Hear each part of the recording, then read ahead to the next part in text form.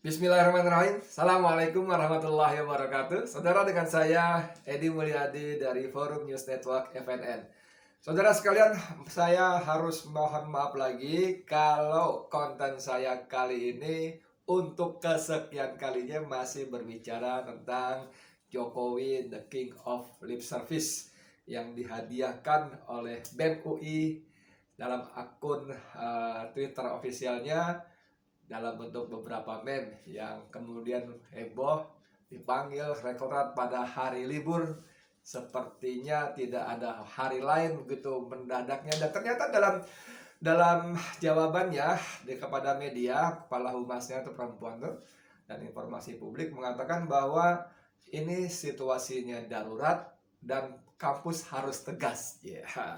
Dan tahu nggak, dalam berita-berita yang kita baca berikutnya, ternyata dalam dialog si Leon, ketua BEM dan beberapa pengurusnya dengan pihak rektorat, ternyata pihak rektorat harus memanggil anak-anak ini karena ada cuitan dari Fajrul Rahman, jubir istana, jubir Jokowi yang sebentar lagi akan diangkat menjadi dubes di salah satu negara sahabat sana.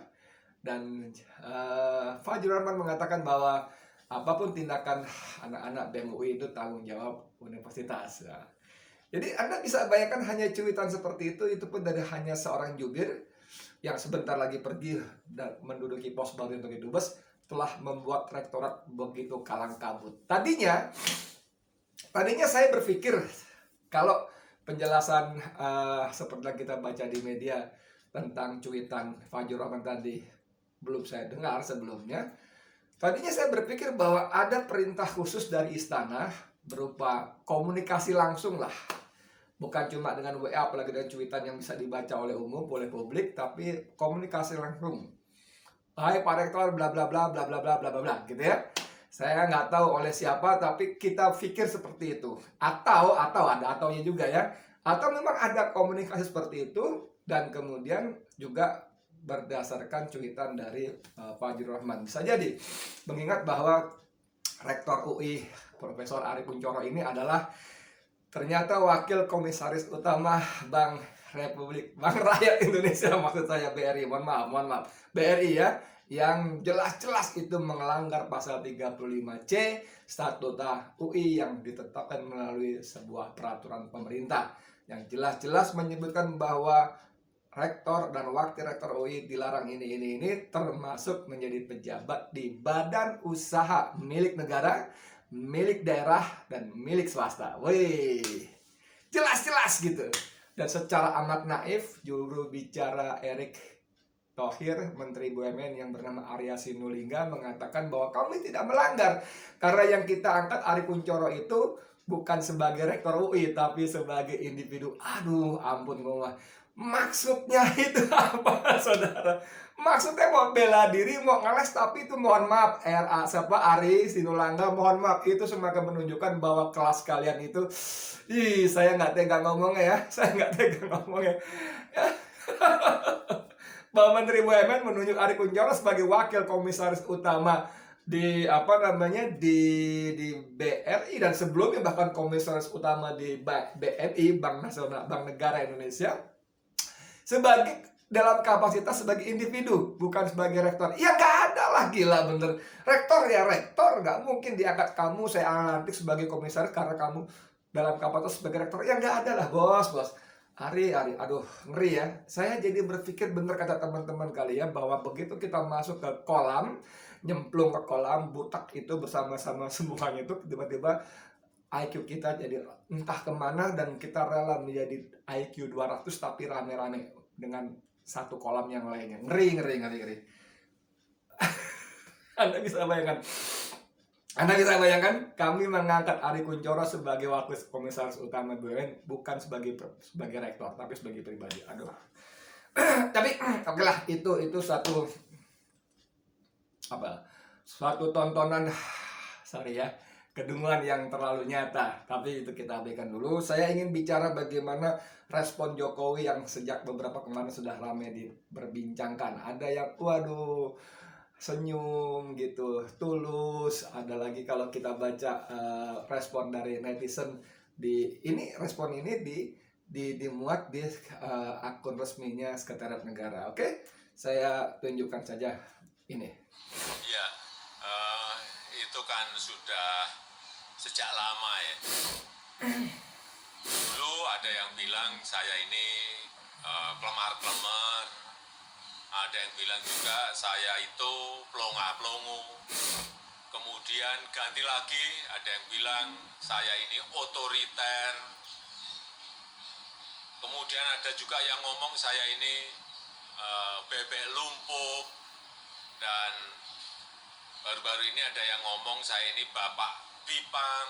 Dan terakhir ada yang menyampaikan mengenai the king of lip service. Ya saya kira ini bentuk ekspresi mahasiswa, dan ini negara demokrasi, jadi kritik itu ya boleh-boleh saja, dan universitas tidak perlu menghalangi mahasiswa untuk berekspresi. Tapi juga ingat, kita ini memiliki budaya tata krama, memiliki budaya kesopan santunan. Ya, saya kira biasa saja, mungkin mereka sedang belajar mengekspresikan pendapat, tapi yang saat ini penting, ya, kita semuanya memang bersama-sama fokus untuk penanganan pandemi COVID-19.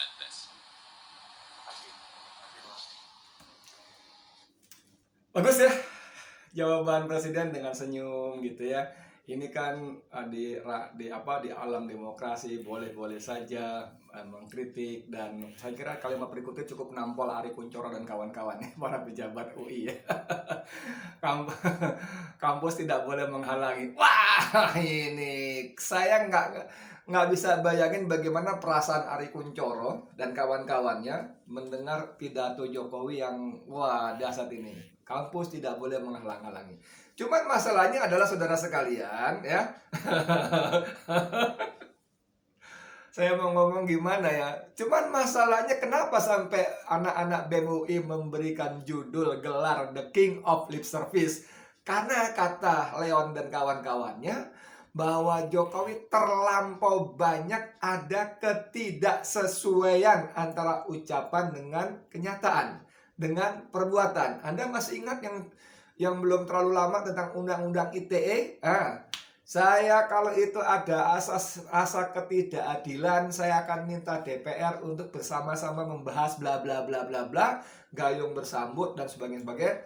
Dan ternyata pasal-pasal karet itu sama sekali tidak direvisi, tidak diamandemen, justru keluar SKB beberapa pejabat setingkat menteri yang memberikan tafsir-tafsir yang semakin merepresif kebebasan berpendapat. Ucapan berbeda dengan perbuatan, dengan kenyataan. Nah ini dia di sini pada titik ini juga saudara. Saya juga nggak tahu kalau dia ketika Jokowi mengatakan kampus tidak boleh menghalangi bla bla bla ini, apakah bisa betul-betul diterjemahkan awas UI rektor nggak boleh ganggu-ganggu anak-anak ini karena mereka sedang belajar mengekspresikan pendapatnya, atau seperti biasa, seperti orang mengatakan bahwa kalau Jokowi berkata A, maka lihatlah sebaliknya. Jokowi mengatakan demikian, maka lihatlah 180 derajat sebaliknya. Ngeri nggak kalau begitu? Itu kan bisa diterjemahkan sebagai perintah. Tapi di luar itu masih terlalu sumir duga-dugaan. Saya ingin ada pernyataan dari Koordinator Indonesia Bersih Adi Masardi yang diwawancara oleh El-Mol ID ya. Ini judulnya, seharusnya Jokowi beri bukti ke BEM UI dirinya bukan pembual. Ini 1 Juli hari ini masih ya. Ini seharusnya Jokowi beri bukti ke BEM UI dirinya bukan pembual. Emang kenapa? Emang kenapa Mas Adi? Adi Masardi. Tahulah kita ya, Adi dikenal sebagai mantan. Dia nggak mau sebut mantan, dia masih jubir mantan presiden. Nah, mantan presidennya boleh. Jubir mantan presiden Gus Dur ya, oke lah gitu ya. Indonesia merupakan negara yang menganut sistem demokrasi. Artinya, setiap orang bebas menyatakan pendapat dan mengkritik pemerintah. Atas alasan itu, Koordinator Gerakan Indonesia Bersih GIB Adi Masardi mengkritik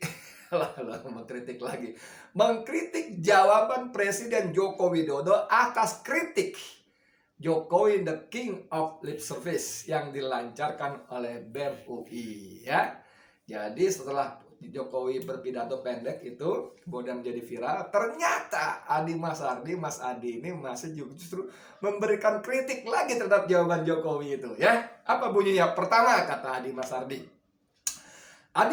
mengingatkan bahwa substansi demokrasi itu bukan sebatas membebaskan rakyat untuk berpendapat dan mengkritik. Kata Adi, dia mengingatkan bahwa substansi demokrasi itu bukan sebatas membebaskan rakyat untuk berpendapat atau mengkritik. Nah, karena buat kita mengkritik saja di Indonesia ini sesuatu yang kalau kata mendiang siapa dulu anggota dewan yang ngetop Sultan Batugana, ya, ngeri-ngeri sedap gitu ya. Ngeri-ngeri sedap sekali, banyak sekali korbannya dengan berdalih undang-undang ITE. Wah, orang-orang yang mengkritik itu dibungkam dengan undang-undang ITE, ya. Tapi kata Adi lagi, tapi ada keterlibatan publik dalam membuat kebijakan yang akan diambil pemerintah. Iya, harusnya begitu. Saya baru ngeh, ya, Mas Adi, terima kasih banget. Saya pikir dan saya kira banyak orang juga seperti saya berpikir bahwa demokrasi itu bebas berpendapat dan bebas mengkritik. Yang itu pun buat kita di Indonesia selama ini bukan tanpa risiko. Hanya sekedar berpendapat, ada risikonya. Mengkritik, ada risikonya. Sampai masuk ke penjara dan sebagainya. Tapi kata Adi Masardi, itu pun bukan substansi demokrasi. Karena demokrasi substansinya bukan cuma sekedar mengizinkan rakyat berpendapat dan mengkritik, tapi ada keterlibatan publik dalam membuat kebijakan yang akan diambil pemerintah. Masuk akal. Ada partisipasi publik. Jangan sampai penguasa bersama DPR dengan seenak beroknya aja, seenak udelnya aja menyusun aturan undang-undang yang tanpa mau mendengar apa kata publik, bagaimana kebutuhan publik, bagaimana keinginan publik. Yang belum lama paling gampang tentang larangan mudik lah, ya, yang kemudian sekarang menjadi peluru baru untuk oleh penguasa untuk membenarkan kebijakan perkovidannya yang semakin lama semakin nggak karuan, nggak jelas, cuma gonta-ganti nama aja, ya. Substansinya tetap nggak jelas. Yang intinya sebetulnya menghindari kewajiban lockdown. Tapi oke, kita nggak bicara soal itu, ya. Kita bicara bagaimana larangan mudik tidak pernah ditanya rakyat, kamu gimana? Nggak pernah di para penguasa berempati bahwa mudik itu sebuah momen yang sungguh sangat spesial, sangat istimewa bagi sebagian besar rakyat Indonesia yang juga sebagian besar adalah muslim. Pada momen mudik itu mereka bersilaturahim dengan keluarga, dengan orang tua. Pada momen mudik itu mereka duduk bersimpuh, mungkin memegang lutut orang tua bapak ibunya, mak bapaknya, mbok pak de, mbok pak gitu, ya, memegang lutut mereka. Saya nggak tahu persis, tapi itu yang saya dengar, yang saya lihat. Itu momen-momen seperti itu mereka memaafkan, saling minta maaf, saling maafkan dengan tulus, dan kadang juga air mata berlinang. Dan itu tidak menjadi pertimbangan dengan dalih COVID segala macam. Tetap buat larangan dengan denda-denda yang mengerikan sekali. Itu. Dan yang lebih besar lagi, pemerintah dan penguasa dengan DPR kita tidak pernah peduli bagaimana kebutuhan dan keinginan rakyat tentang lapangan kerja. Yang ada Omnibus Law, undang-undang cipta kerja yang amburadul itu. Belum undang-undang minerba yang amburadul itu. Jadi pada titik ini benar kata Mas Ardi bahwa yang namanya substansi demokrasi bukan sekedar memberikan rakyat kebebasan untuk berpendapat dan mengkritik, tapi ada keterlibatan publik dalam pembuatan kebijakan. Oke, lanjut lagi. Ingat, dalam negara demokrasi boleh mengkritik. Padahal substansi demokrasi bukan itu. Ada keterlibatan publik dalam membuat kebijakan kepadanya. Ujarnya kepada wartawan. Kedua, kata Adi Masardi, menyoroti jawaban Presiden Joko Widodo yang tidak mengena secara substansi. Nah, loh, apa lagi nih? Tidak mengena secara substansi, apa yang disampaikan terkesan normatif dan tidak memberi jawaban apapun atas kritik yang dilayangkan. Nah, ini benar. Tadi dalam video pendek tadi, Jokowi sama sekali tidak menjawab. Tidak menjawab kritik bahwa dia adalah the king of lip service. Kenapa dia gitu kan, artinya saya ndak the king of lip service kok, orang saya begini begitu tentang tuduhan saya tidak sesuai perkataan dan perbuatan itu bisa jelaskan begini kan, tidak ada seperti itu. Yang ada cuma itu anak-anak muda sedang belajar mengekspresikan pendapatnya, itu wajar dan itu semua normatif, saudara. Tidak menjawab substansi dari kritik oleh BEM UI. Ya, bagus Mas Adi. Saya juga nggak ngeh bahwa itu ada seperti itu ya. Kemudian seharusnya, kata Adi Mas Adi, Jokowi memberi bukti bahwa dirinya bukan seperti yang dicitrakan oleh BEM UI. Jadi, jika dikritik sebagai pembual, kalau dikritik sebagai pembual, dijawab dengan bukti yang jelas dan jelaskan bahwa bukan pembual. Jadi bukan bilang nggak masalah dikritik. Iya, itu benar Mas Adi. Ini benar. Iya, video pendek tadi memang Jokowi tidak menjawab kritik dari anak-anak UI tadi. Tidak. Substansi sekali. Oh, biasa dikritik, boleh dikritik gitu ya. Aduh, ampun. Nah ini, tapi Mas Adi tidak menyinggung soal, tapi biar bagaimanapun kita punya sopan santun, punya adat ketimuran. Jadi secara tidak langsung orang langsung memahami bahwa yang dimaksud itu adalah kalau mau kritik boleh, tapi harus sopan. Mau kritik boleh, tapi harus menjunjung adat ketimuran. Ini Raja Purwa dari Twitternya @bostemlen ya. Ini dia kasih komentar begini, bro. Aduh, boleh ngibul asal santuy. Ini dia. Oke, boleh ngibul asal santuy. Dan yang menarik di bawahnya dia sertakan foto anak-anak ini, mungkin anak-anak UI kali ya, berwarna jaket kuning ya. Bacaannya, boleh korup asal sopan, boleh jahat asal elegan. Ngerti nggak? Mungkin ini menjadi jawaban respon mereka terhadap jawaban Jokowi. Boleh mengkritik, tapi ingat kita punya adat sopan santun, kita punya adat ketimuran. Lalu anak-anak ini, oh kalau gitu kita boleh korupsi asal sopan gitu ya. Oh kalau gitu kita boleh jahat asal elegan. Waduh, gila banget ini. Aduh, boleh bohong asal pendukungnya senang gitu ya. Ini tentang yang video yang tadi siang saya buat soal 3 kartu sakti Jokowi. Katanya boleh bohong asal pendukungnya senang. Ada kartu sakti, kartu sembako murah, kartu prakerja, kartu Indonesia Pintar Kuliah. Boleh ngutang asal boleh ngutang asal bayar. Ini ada lagi boleh tadi. Boleh ngeprank asal cepatan turun. Fibela Afisyahri ya, kelihatan nggak sih? Waduh, ini dia nih. Boleh ngeprank asal kecepatan turun. Boleh jujur asal pecat, boleh ASN asal TWK. Ini melebar kemana-mana. Ini saudara sekalian, biasanya para gerombolan pembela istana atau bahkan orang dalam istana sendiri suka menjawab kritik-kritik ini dengan mengatakan itu hoax, itu tidak benar, itu fitnah. Nah, begitu faktanya ada, lalu mana datanya? Minta data. Selalu berputar-putar di situ. Mana datanya? Kalau kritik jangan asal ngomong, beri data dan sebagainya. Gitu nggak sih? Bos, saya kasih tahu ya, data, angka, grafik, tabel dan sebagainya itu itu bukan urusan mahasiswa apalagi rakyat umum, oke? Itu urusan para ekonom, silakan mereka.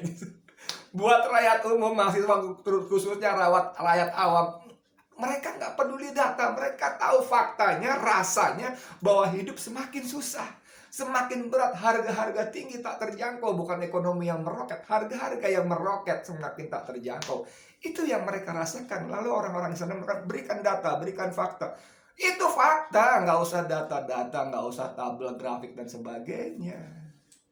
Ya kan? Nanti begitu dikasih data-datanya itu belum dikonfirmasi, harus diverifikasi, bulat segala macam. Persis seperti Mas Ardi bilang, harus dijawab secara substansif, bukan cuma normatif, boleh mengkritik asal sopan.